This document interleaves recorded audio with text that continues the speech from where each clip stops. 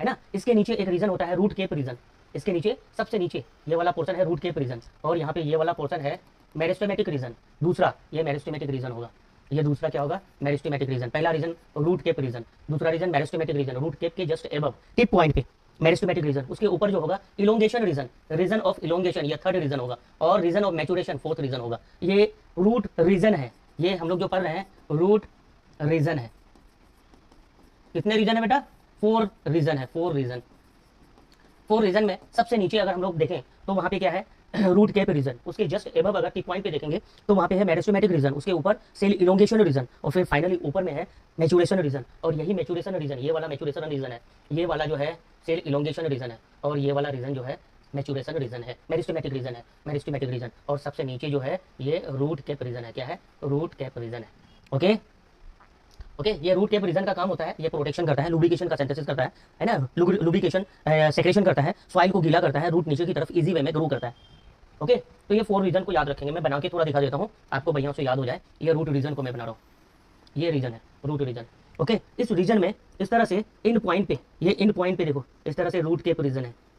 अलग से बता रहा हूँ थोड़ा डिस्टेंस डिस्टेंस करके कि आपके जहन में आ जाए। सबसे नीचे की तरफ केप पहना हुआ है, रूट के केप है, रूट केप रीजन बोलते हैं इसको। पहला रीजन क्या होगा, root cap region, root cap region. दूसरा जो इसके ऊपर जो दिख रहा है ना, ये जो पोर्शन दिख रहा है, ये पोर्शन एक पॉइंट पे यहाँ पे कौन सा सेल्स है, मेरिस्टेमेटिक सेल्स है।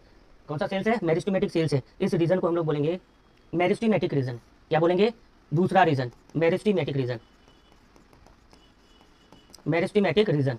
ध्यान से वहाँ पे पीपीटी में जो डायग्राम है उसको थोड़ा समझने में दिक्कत होगा। सबसे पहला रीजन नीचे की तरफ रूट कैप रीजन, कैप पहनते हैं ना धूप से बचने के लिए, यहाँ पे रूट की ग्रोथ होगी। और ये रूट केप रीजन में गोल्गी बॉडी बहुत ज्यादा नंबर्स में होता है, गोल्गी बॉडी का काम है सेक्रेशन करना। तो यहाँ पे सेक्रेशन किसका होता है, ल्यूब्रिकेंट का होता है, चिपचिपा सब्सटेंस होता है जो सॉइल को गीला करता है, लूजनिंग करता है। उसके ऊपर मेरिस्टेमेटिक रीजन है, यहाँ पे मेरिस्टेमेटिक सेल्स है, इसीलिए इसको बोलते हैं मेरिस्टेमेटिक रीजन। ये बार बार डिवाइड करता है, फ्रीक्वेंटली डिवीजन होती है यहाँ के सेल्स का, मेरिस्टेमेटिक रीजन के सेल्स का बार बार डिवीजन होता है, और यहाँ पे ग्रोथ होती है ना, इस तरह से यहाँ पे ग्रोथ होता है। इसके ऊपर जो है ना, यहाँ पे तो ग्रोथ होगा, मैच्योर नहीं होता है, बार बार डिवीजन करता है, बार बार डिवीजन, नंबर इंक्रीज करेगा।